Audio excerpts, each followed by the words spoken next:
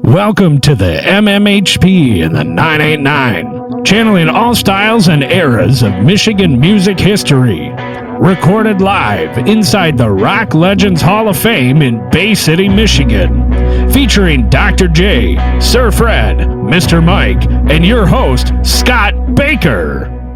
All right, we are presenting our podcast from the Michigan Rock and Roll Legends Hall of Fame studio here at the Historical Museum of Bay County at 321 Washington Avenue. And we have a very special guest on our show tonight, Mr. Drew Abbott, guitarist from the Silver Bullet Band. All right, welcome, Drew. Wow, hi. How y'all doing?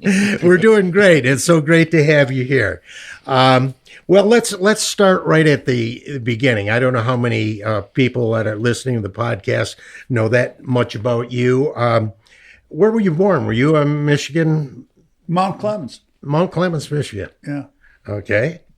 When did you first become interested in music? Was your family musical? Or? My mother, was pretty musical. She used to, during World War II, she sang in the clubs.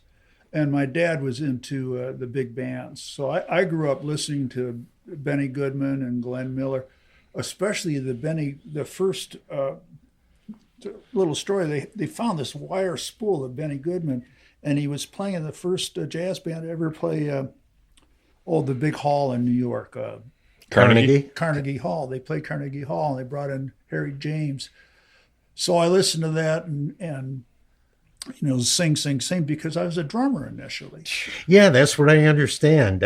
How did you, or where did you start out on drums? Was it in school, or did you take lessons? I started playing drums as a sophomore in high school, and it was easy for me for some reason, and so I started playing with older guys, getting paid for it, So that really. That was interesting, and we played, it wasn't rock, we were playing jazz and they were playing standards, so I played drums for a long time. So this would be more like a small orchestra? No, it'd be a trombone, trumpet, bass player, and maybe a piano player, so that would be that. How old were you? Oh, gosh. When I did that, I was sophomore in high school, so probably 15 or something like that. Okay. Yeah. Well, what prompted the switch to guitar? The Beatles. Ah. But before that, I actually switched to guitar when the Kingston Trio. Okay, so you were into the folk thing? Yeah, and when they started doing it, I picked up guitar. And I had an aunt that was in show business, sent me a guitar, and I had a K. And the K was horrible. Not only did it have, bridge strings on it, the size of, and it was, the action was that hard. But I worked it, and I wanted to play guitar. And I was when you first start, you have to actually take your fingers and put them on the strings. At least I did. Yeah, learn where to go. Yep. And when I could switch from open C to an open G, I worked and I go, done. I went, okay, I can do this, because you got to do that or you can quit. I mean, and that was the turning point. I said, okay. And so I started playing that. Well, did you form like a folk group? There was that early 60s. Yeah. That was really popular stuff. Yeah, it was. Actually, see, I was, when I graduated high school, I had a gig playing drums up in Charlevoix. And it was a little piano, sax, and bass, sort of pop stuff and jazz. And part of the gig was it was at the can't remember the place. It's right across the bridge. There's a drawbridge there, and I had part of my thing was strolling at the pool, singing and playing guitar, and Taste of Honey, stuff like that, and. So I did that, the shortest day I had, and then I wasn't making enough doing that, so I worked in the kitchen. My shortest day was Sunday. I only worked 12 hours on Sunday. It's like slave labor. Well, I was young, That's right. So you didn't play in any rock and roll bands when you were in high school then? No, and which shocked me, I didn't even get to play drums in one. You know, they had a couple, they had a rock and roll band in that band thing, and I went to Kimball and Glenn Fry went to Don Darrow, the two high schools in Royal Oak. I didn't know Glenn. I saw him in a band called the Mushrooms, Right. way back, you know. And the interesting part about that is he had a bass player. He'd switch off playing bass, and he had that same velvety voice that his drummer did. Oh, okay. So he was looking for that. Yeah. I mean, that's what the Mushrooms were like. Well, and the Punch produced the Mushrooms. Yeah, Yeah, and the Mushrooms recorded a real early Bob Seger song. I'm sure they did. Yeah. You know, Well, because he sang. Glenn was sang backup on heavy music. Yeah, not heavy music. Rambling Rambling Gambling Man. Man. Yeah, right. Now, a guy that really, I guess, was probably pivotal to you getting into rock and roll was Jim Targall, right? Well, Jim and I were both going to OCC. They just opened OCC, Is that Oakland? Oakland County Community College, and I was teaching. I did the speed reading class, and I was really good at it, and I was teaching it, and Jim came in to take it, and I was sitting around, he was working, I was drawing an airplane on an AT-6, actually, I was drawing on the chalkboard just for fun, and it turns out he was an artist, you know, he was a heck of an artist, and so we kind of bonded over that, and he played violin in high school or something. He had a good voice. And I said, well, listen, this is a true story too. I mean, you play violin, it's 4 strings, you're going to play bass. So he got a bass, a Kingston bass, and he played that, and he was so we were a trio. Then we found Jim Craig that played drums. Okay. So you weren't called Third Power then, though, Bluesies. right? What was it? The Bluesies. And that was in college. The Bluesies. We were the Bluesies. We played a couple gigs like that, and fortunately, Jim came up with the name Third Power, which was way preferable. Yes. But you guys recorded a single. Yes, I found Snow out. and Wee UI. All right. Yeah, Now, 45. was that as the Bluesy or was that? That Third was Power? Bluesies. Okay. Wow. I would bet that 45 is probably pretty valuable right now. I think I got one, maybe. So it may be. Yeah. Did you ever check online to see? Because a lot of those 45s, gee, they're worth, several $100s, for a copy. Well, and depending on how rare it is. it's worth that more than that to me. So Have you come across that, Freddie? Huh? Have you come across that? I never heard of it Okay.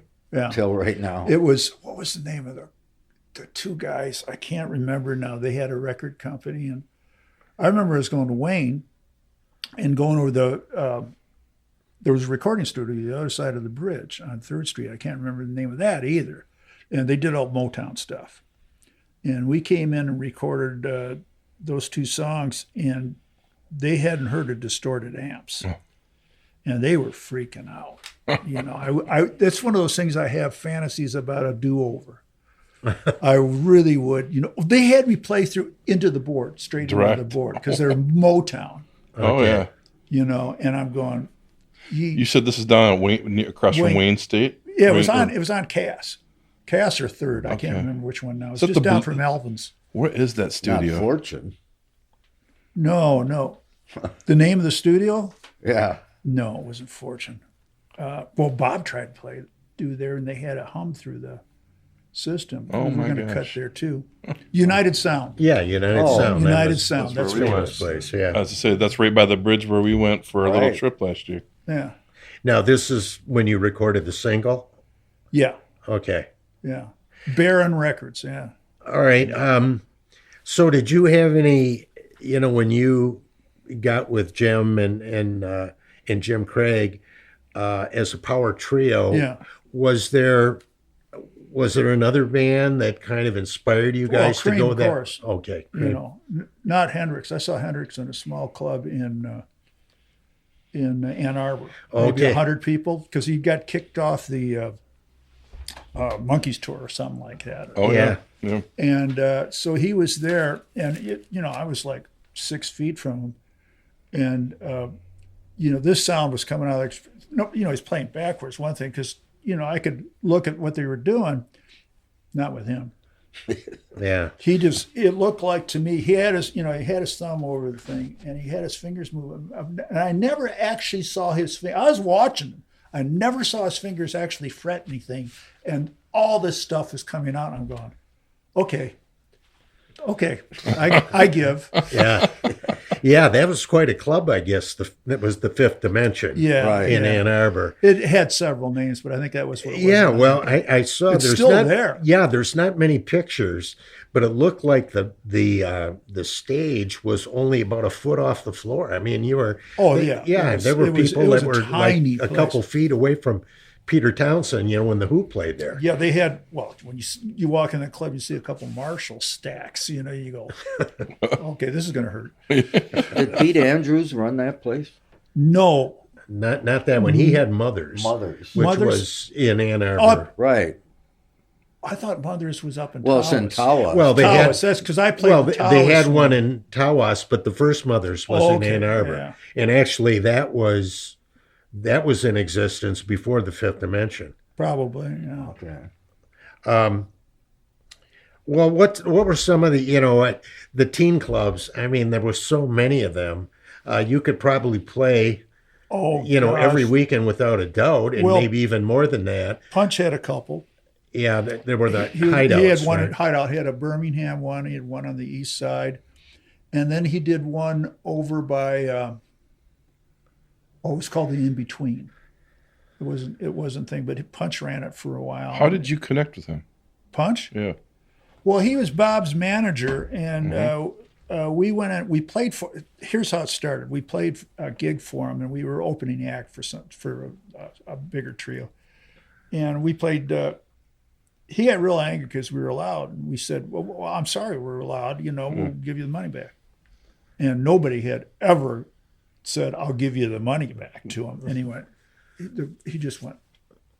And so we kind of bonded, because we weren't doing it about money. And so he had the publishing for the Third Power record because, what he did, he said, because he does contracts. Mm-hmm. Mm-hmm. And when we got the contracts, he said, they're going to own everything. He said, well, I'll try to get you, we got half the royalties off it, which was a pretty good deal, actually, because most guys were, signing with nothing. And so he went over the contract, and I became friends with him, and we opened for Bob and a bunch of stuff, and then Bob did his folk thing. He got rid of that band. He Right. put The band. Bob Seger system was. Yeah. That was kind of as far as it was going to go. And so he did a folk album, or not a folk album, but it's Railroad Time. There's a couple Right. of good songs on that. Yeah. Yeah, I like right. that record. I can't get it. Oh, that's can't. really rare, right? So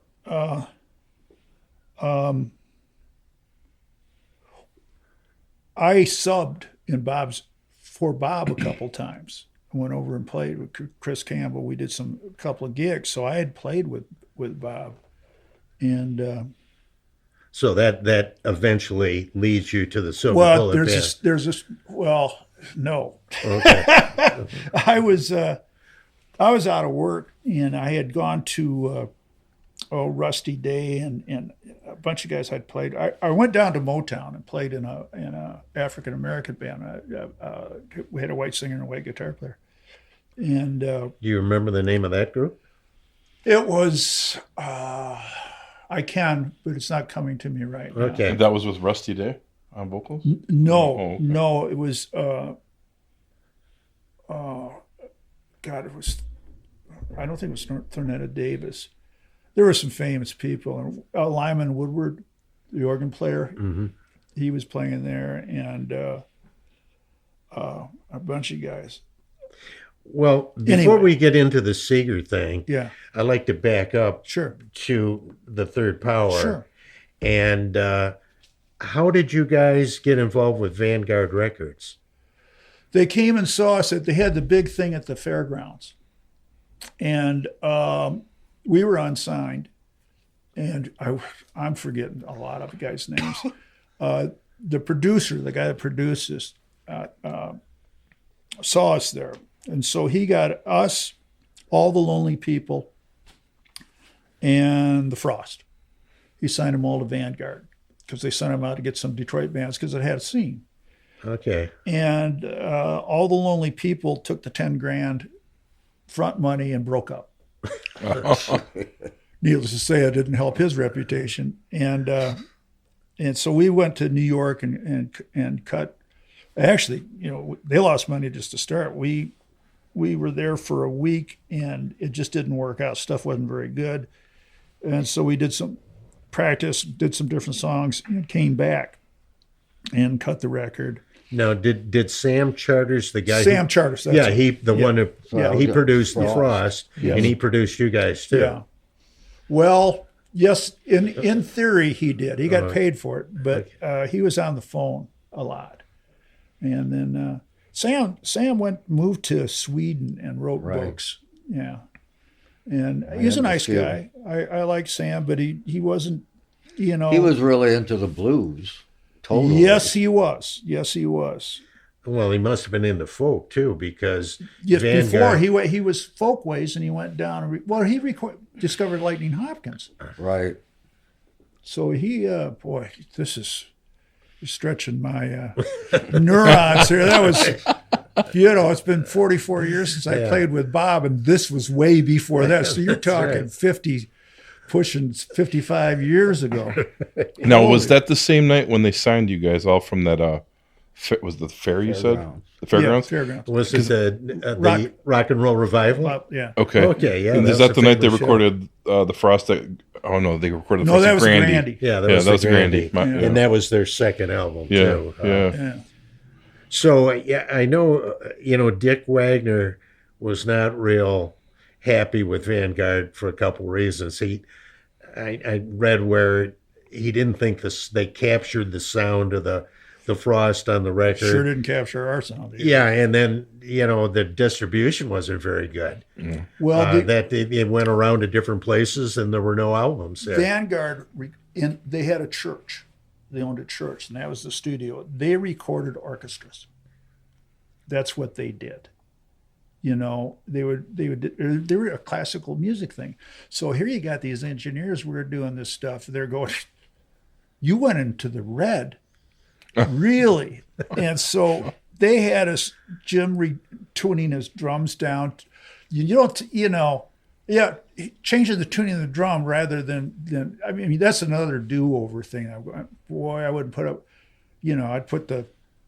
There's a story about Eric Clapton going to the studio on that famous Beano thing, Mm-hmm.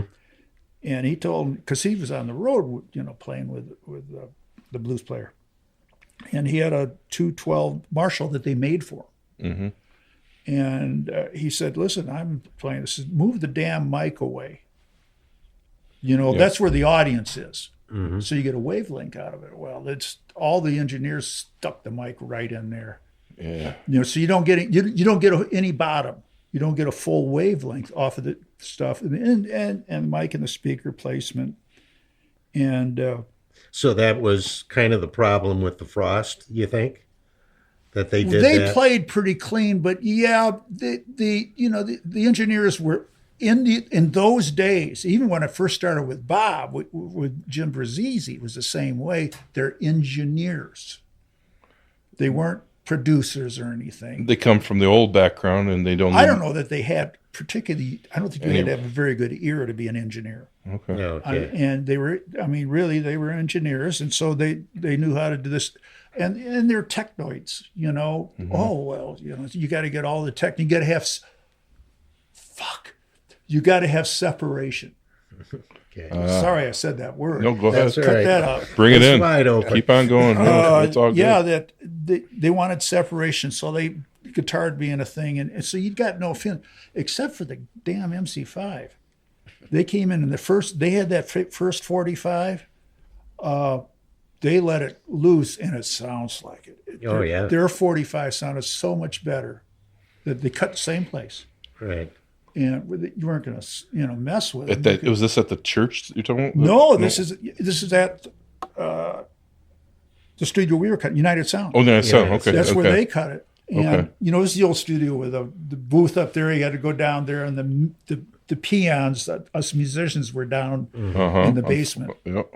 And they cut their first single there, which sounds better than any record they ever cut, because again they got in there and they got trapped in that.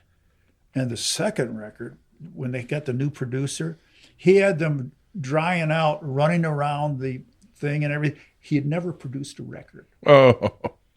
So I listened to this thing, and the drums sound like, there's no bass drum, and I'm going like, because they were one of my favorite bands. I remember seeing them in over in the park on the river in Ann Arbor, Gallup Park. and they had free concerts, and we went over there, and they did Cold Sweat. I remember them doing Cold Sweat. Oh yeah, James Brown. They just kicked on it, So then John got, manager, got into the White Panther thing and all this, and Rebel, and John Sinclair. unfortunately, we're writing good stuff. I think in the long run that hurt him. It did. Yeah, big time. It's my opinion. Did you or have you read the new MC5 book, The Oral History? No. Oh, I think you would really enjoy it if you're a fan of the MC5. It's really, really well done. Wayne and I knew each other quite well. He came out. They let him out of jail. We were on tour. Oh, Bob. yeah. And he let him out of jail. He came to see us. And I said, "How are you doing?" And he had a good time. And then he was going back. And I said, "You got any fruit in that jail?" I said, "No." So I gave fruit off our deli tray. He was good. I liked him a lot. And smart guy. Yeah, he wrote Very a book intelligent. that's pretty interesting Yeah. too. That came out obviously before his death, but Did you guys ever play together? I never played with him. Just hung out, friends. Yeah, well, I knew him. I'd stop by when I was in Ann Arbor, and they were sleeping under the stage, I think, at the Grandy for a while there, where all the old roller skates were. Wow. well, you're the one album that you recorded Yeah. for Vanguard, I believe. That's probably I always kind of considered it a lost Motor City classic. It's like an album that I think it still stands up. It still sounds pretty good. Well, Considering how long ago it was recorded, and maybe there's some good stuff on it. Yeah, exactly. Jim he was a good writer. Crystal and Chandelier is great. I always thought he recorded all that himself, because we didn't play the music, and I said, you're on the thing, so you play it. So so he just did acoustic guitar, sang it, and bass guitar, and then he overdubbed with all that singing, and our roadie we had bell chimes or something Okay. sound like the Crystal and Chandelier. Now, Persecution is the one I think Yeah, probably that's one I most did. people are familiar with. Yeah. And that was on, that was already kind of cool that it was on that Michigan Rocks album. Yeah, Kind of like the first and maybe only vinyl album that was really kind of like focused on Michigan rock and roll from that particular era. It had Kick Out the Jams and I'm So Glad with Scott Richard Case and Persecution by you guys, Mitch Ryder, Amboy Dukes, MC5. It was pretty nice collection for a vinyl record back in the day. We did a reunion thing at the Royal Oak Music Theater, I think it was. Third part, we all got back together and rehearsed for a couple of days, and I think we did Persecution. I changed the dark because I made it funkier and changed it. We did Persecution in the set, but we also did, and there's a video up, the Christmas song. Okay. The famous one, the Mel Torme Christmas song? No. Little Drummer Boy. Oh, okay. Because we started to cut. If you listen to the very end of the Third Power album after the last song, it'll come back in and it'll start with Drummer Boy. Oh, okay. We should have recorded it, because that would have put the album, we'd have sold more albums because it was kind of unique at the time. But there's a video, and I played slide on it, and of course I weighed about 30 pounds more too. But well, the closing track was pretty strong. Was it "Like Me, Love Me"? Yeah, that was. I was in. Your drummer was really on fire in that one. Like Me, Love Me.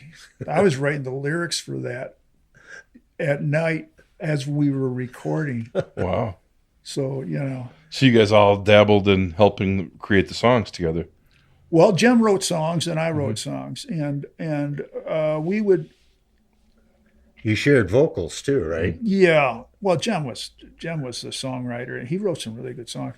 And but the problem with Jim, I said, Jim, you got adenoids, buddy. You're going to have to announce. I don't know what you're saying. And well, how you can imagine how that went over. So, yeah, long time ago. Yeah. So, why did Third Power break up? Oh, I lost our record deal. And Jim Craig, so they just said the Jim first album. And Jim Craig discovered women. And so they, yeah. And I was still single. So they had these other interests when we were growing up, and we'd lost our record deal. We still had the farm. We were living on the farm. It was a gorgeous place. We had 43 acres and had a woods, had a stream running through it, had a horse barn, and was that like a record label farmhouse or Punch's farm or something, or what? No, this was out on Farmington Road.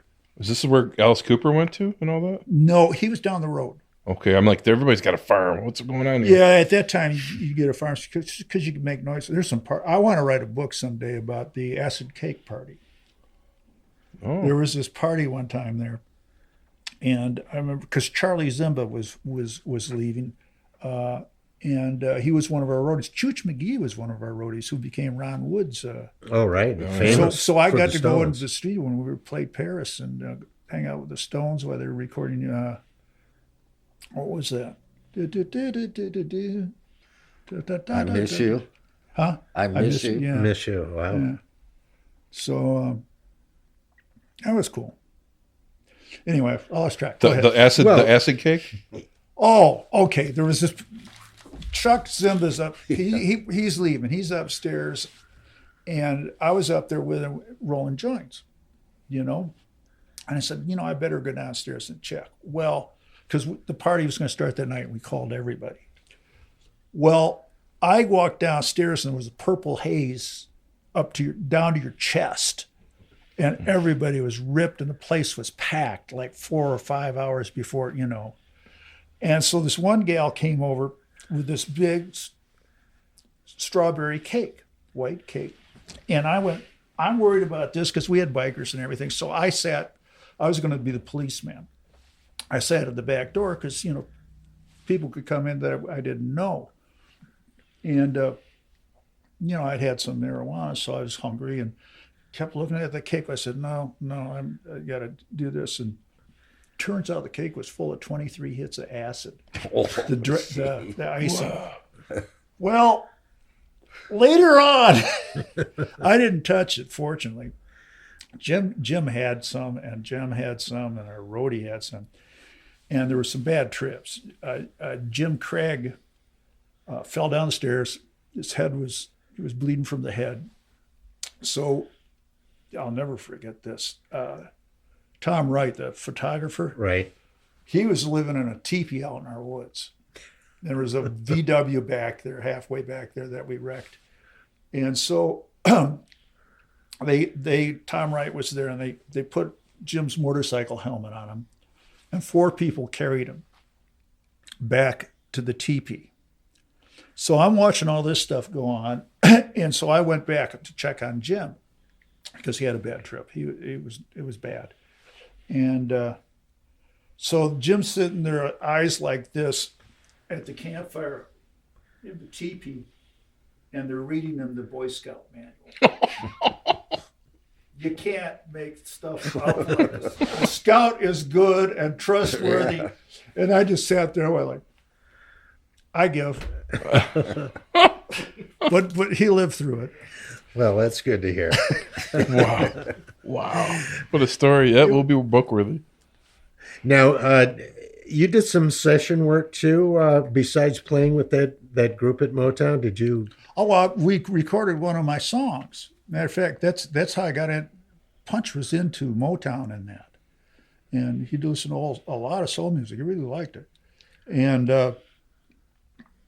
I wrote a song, and they did the song, and so I was trying to get him with Punch, because So I brought the tape in, and he played it and stuff. And he said, "Well, I like it, but it's not my.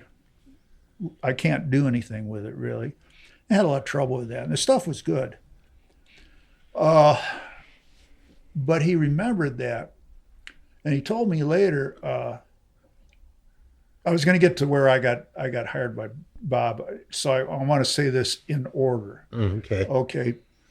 I was looking for work because the band was over, Third Power was over, and we did some gigs, but it wasn't working out. And so I went to this other band that Rusty Day was singing in, and they didn't want me. So I went, geez, it was the only second time I didn't get through the audition. And that ended up being Cactus? Yeah. Well, it wasn't Cactus. It wasn't Not yet. Cactus. Later on. And, Okay. and some of the guys that I'd played with, Tony Newton was the African-American guy. Bass player. Great guy. He taught me a lot of stuff. So we cut the stuff I played it for Punch. And then, so I went over to see, I stopped by Bob's place, I was out of work. I said, what are you up to? He says, well, I'm playing tonight at this thing. Why don't you come? I said, okay. He was playing in Ypsilanti. Okay. So I went down there and heard him, and he had a great band. He had Jamie Oldecker and Dick Sims on organ. It was the Borneo band, they used to call it. Mm-hmm. So a great drummer, and the guy kicked bass, and he was singing, and he had Marcy and, the other girl, she'll kill me, as singing backup. Stoney. Stony, thank you. Okay, yeah. Save me again. So they were really good, and he had the Winnebago, and he I was sitting in the Winnebago, and he came out and said, "Did you like the band?" I said, "Oh, it was really good." Yeah. He said, "How'd you like to play guitar in it?" "Yeah, I'd love to."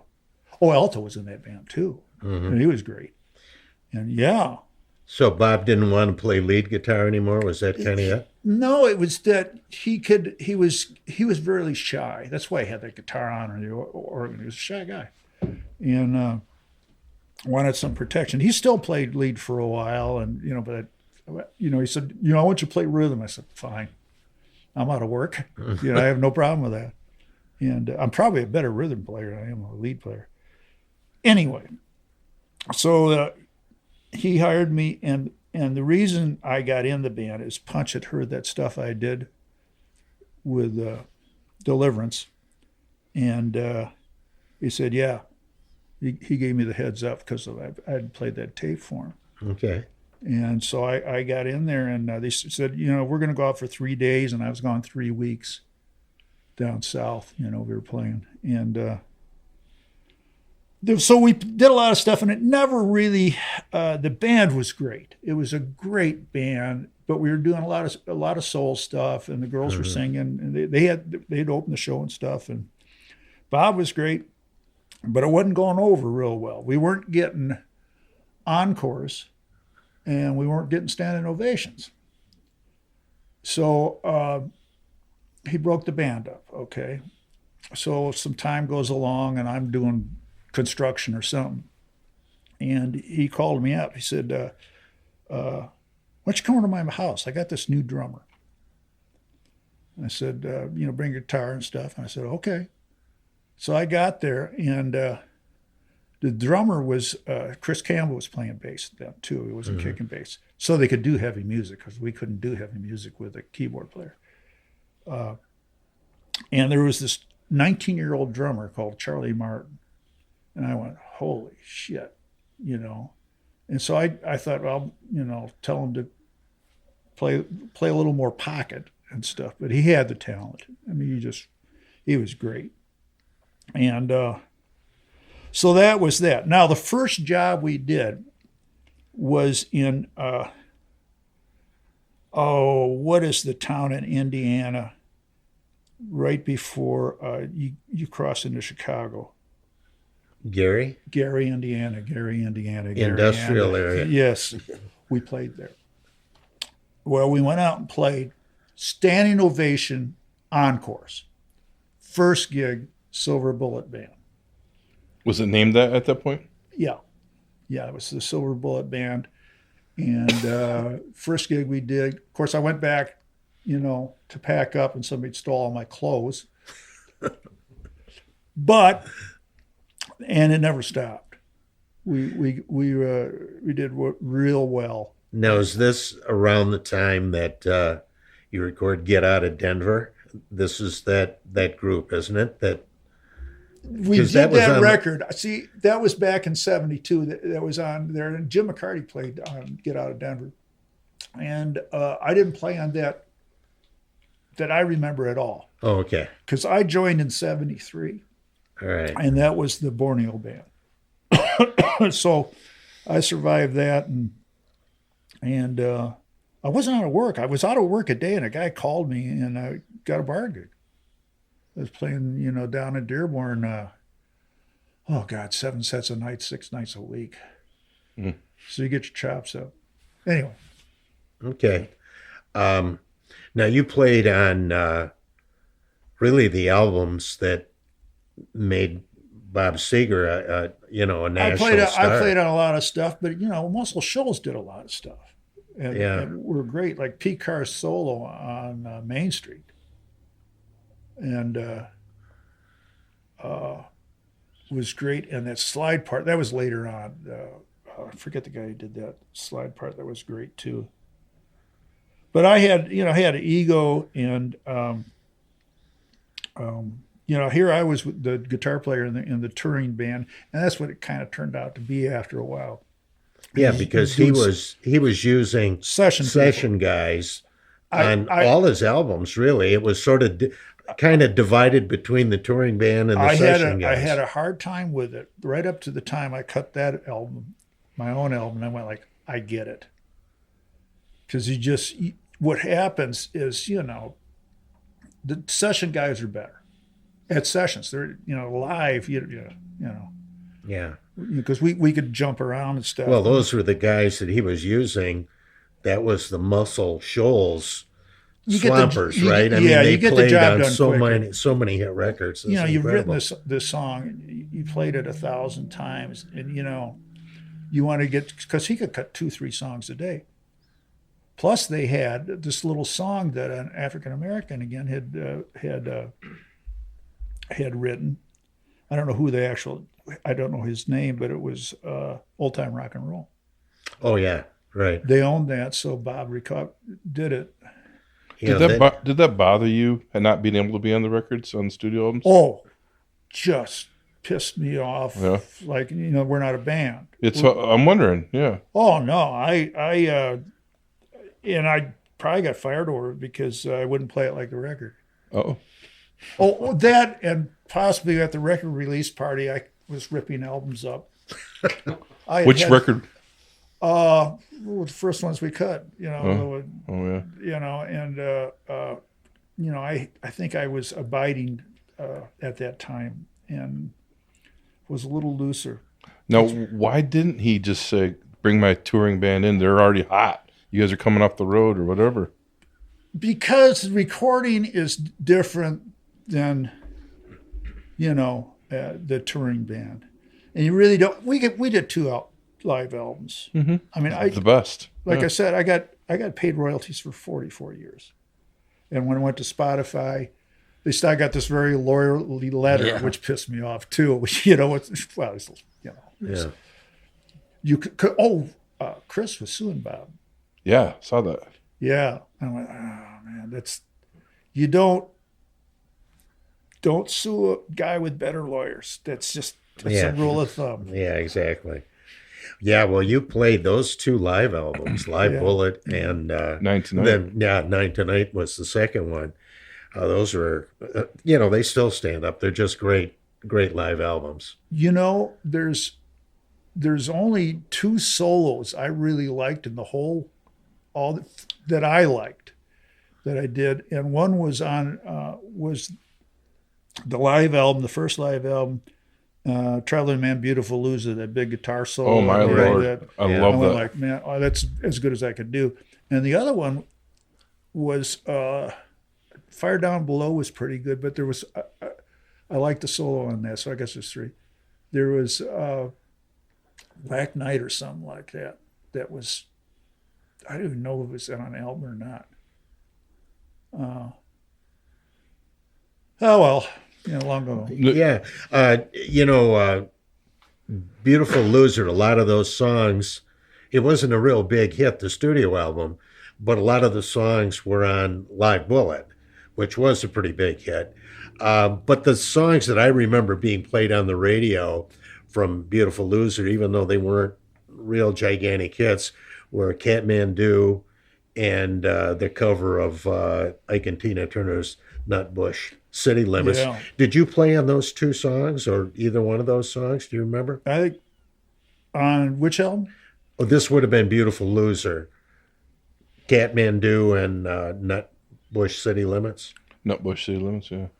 I always thought he wrote that song. I think I played on Kathmandu. Okay. I don't know if I played on the other one. Did you write at all in during that period with Bob? Not with Bob. Didn't accept anything from anybody. So No, okay. there were, he worked real hard. He's a great writer. Yeah, I didn't know if you were there's a history. He hated guitar players because he was kind of frustrated at it, and and he liked the way I played though. Yeah, So. Do you remember much about? I think Live Bullet was recorded on 2 nights, right? At Cobo Hall. Yeah. Do you remember much about the whole? Was Cobo Hall a good place to play? I mean, I saw quite a few. No. I remember going back to the room and going, because we knew we were going to be recording. I said, "Look, guys, I don't know if I had any influence, but there was some nerves back there." I said, "Look, play for the audience. They paid to get in. We don't know if this is going to be released or not, if they're going to record us tonight. So just play our damn show. Because if you're thinking about it's recording, you're going to be a little hesitant on stuff. It's going to throw all your timing off." And so he just played to the audience. Yeah. They paid to get in here. That's awesome. Wow. Yeah, that's great. Now, it was the next album, though, that really put Seger over the top, and that was Night Moves. Yeah. Now, I can't think of a more perfect summer song than Night Moves. Yeah. I mean, it was just a great radio song during the summertime. Did you play acoustic guitar on that? I did. We cut it in Toronto. Oh, okay. Or was it Toronto or wherever? The guy who produced Alice Cooper. Bob Ezrin, his studio in Toronto. Yeah. That's where we recorded. And the reason was they had Canada had a rule. Stations had to play 1/3 Canadian content or half, and CKLW was the Detroit radio station, and that was in Canada. Right. So Punch went, "Go over there, do it. We're guaranteed play." So that's why we did. And 50,000 watt clear channel too, right? Wait, do you remember the year of that record? What year that was? It was 76, wasn't it? Probably. So was it like 2 years or a year after they did Welcome My Nightmare with Dick up there then? Because Dick went up there. It was after that. Right after that. They had just been in there. Okay, because there's so many great stories. I worked with Dick for 3 years in Saginaw, and I love the stories of working in that Toronto studio. We also heard some radio guys that come through here on our podcast that talked about that. And that Bob Ezrin's studio was like one of the cool places to be. So I didn't know you guys went there. That's awesome. Yeah, well, you guys became headliners then. After that was a big change. Night Moves, yeah. Well, we toured. We opened for Bachman Turner, and we opened for Kiss, which was quite the experience. Oh, I'm sure. And we did, it was the thing you over forget, if you're an opening act, you get, I don't know, maybe 10 feet because of all their equipment. Right. So you can set up your amps and you got 10 feet. So you're not really doing a real big stage show and you get 30 minutes. Don't go over. Or sometimes 40, So you're playing a short set. So what we did was, or what Bob did rather, was let's move these guys. So he put together a rock and roll set.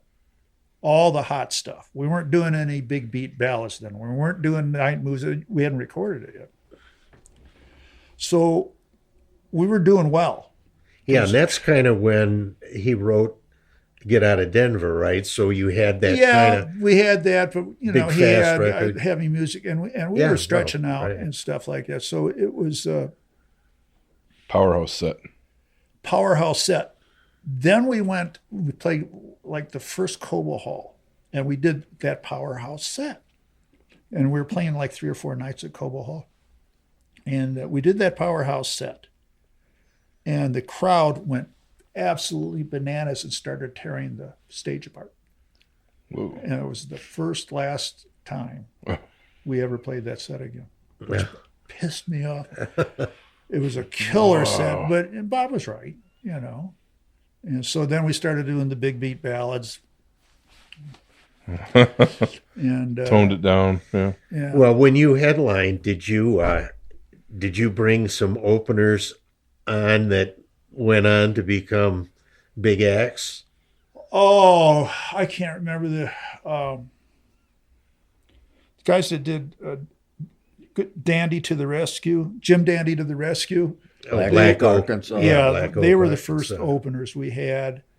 And then I can't remember the other ones. I mean, we toured with Kiss, we toured with, we did Trans-Canada, Moncton to the Victoria Island and everywhere in between. When we were going through the Hall of Fame exhibit, I pointed out Tom Burt, who did the cover for Beautiful Loser, and then he also did the cover for Night Moves and 2 others. Did you, I guess I'm not sure, did we talk about this? Did you get to know Tom at all?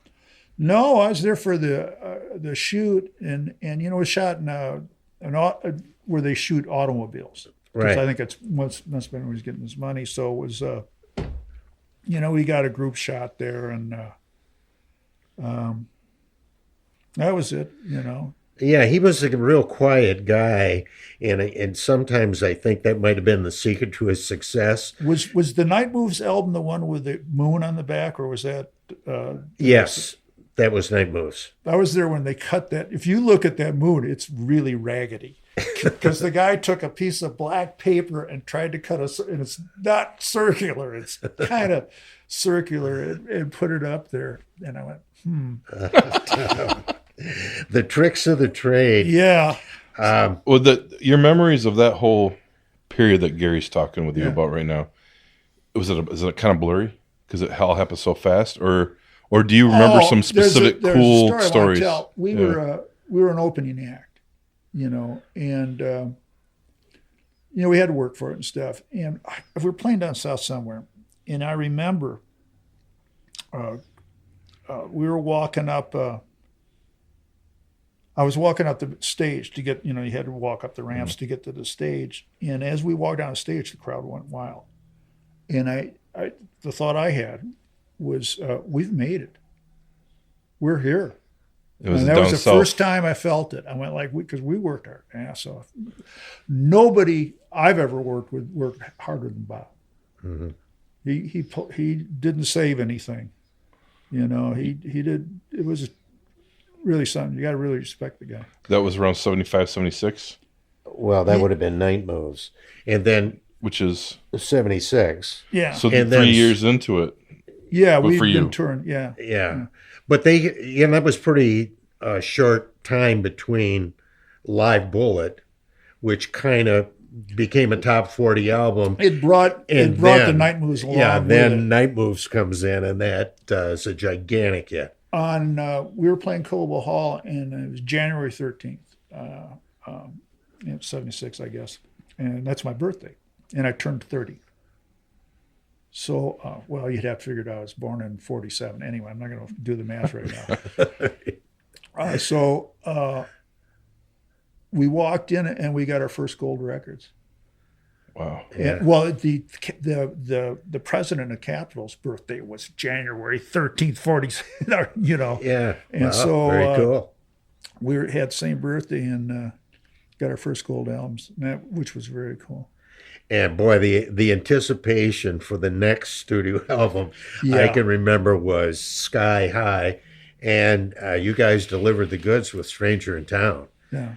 My favorite, still one of my favorite Bob Seger songs, is Hollywood Nights. Did you play on that one? No, no. He cut that. I don't know who. Maybe Waddy played on it or something. He was living in Hollywood, right? In Hollywood, yeah. And so he was hanging out with the Eagles and all that stuff. And he did Hollywood Nights out there.